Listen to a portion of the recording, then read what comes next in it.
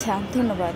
তো আমি যদি এই ২০২৫-এ যদি বলি যে নারীর ক্ষমতায়নটা কেমন হয়েছে, আমরা ২০২৫ সালে এসে দেখি যে নারীর ক্ষমতায়নটা আমরা যেভাবে প্রত্যাশা করতেছিলাম বা যেভাবে আমরা অনুভব করতেছিলাম, বাট ওইভাবে আসলে বাস্তবিক ক্ষেত্রে আমরা ওইভাবে দেখিনি। কারণ এখনো পর্যন্ত নারী ধর্ষিত, নারী নির্যাতিত, নারী অপমানিত, নারী বিভিন্ন পোশাকে বিভিন্নভাবে শারীরিকভাবে নারী হচ্ছে বিভিন্ন হ্যারাসমেন্টের শিকার হচ্ছে।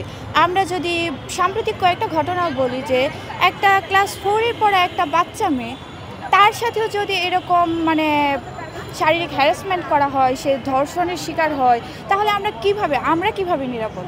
তারপর হচ্ছে আমরা দেখতে পাই যে ঢাকা ইউনিভার্সিটির একজন শিক্ষার্থী, তাকে হচ্ছে পোশাক নিয়ে তাকে হ্যারাস করা হয়েছে।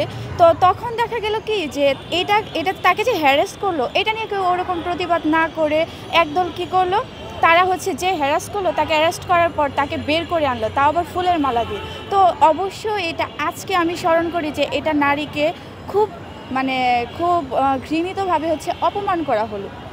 তো এখন যদি বলি যে নারীর প্রেক্ষাপটে, তো আমরা অবশ্যই এখনও হচ্ছে নারীর নিরাপত্তা নিয়ে চিন্তিত।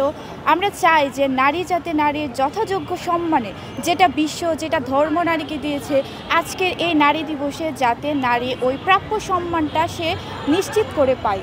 এখন থেকে আমাদের প্রত্যাশা এটাই থাকবে যে নারীর প্রতি অপমান করা হয়, নারীর প্রতি যত নির্যাতন করা হয়, এগুলো যাতে সুষ্ঠু বিচার হয়, এটাই আমাদের কাম্য। বাংলাদেশের জাতীয় কারণ আমাদের নারী শক্তির একটা জাগরণ, বিস্ফোরণ ঘটেছে এই ২৪-এর গণ অভ্যুত্থানে।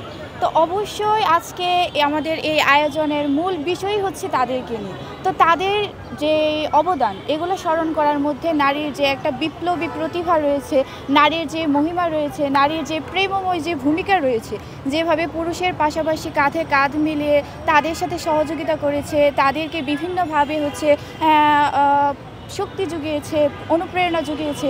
তো অবশ্যই সেই নারীদেরকে যদি আমরা আজকে স্মরণ না করি, সবার উপরে স্থান না দেই, তাহলে তো আমাদের নারী দিবসের যে মূল যেই কী বলে এটাকে, মূল যে আমাদের যে ধারণাটা বা আমাদের মূল অনুপ্রেরণাটা, ওইটাই তো প্রকাশ পাবে না। তো অবশ্যই আজকে আমাদের এই প্রোগ্রামে তাদেরকে যথাযোগ্য জায়গা দিয়ে আমাদের এই প্রোগ্রামটা পরিচালিত হবে।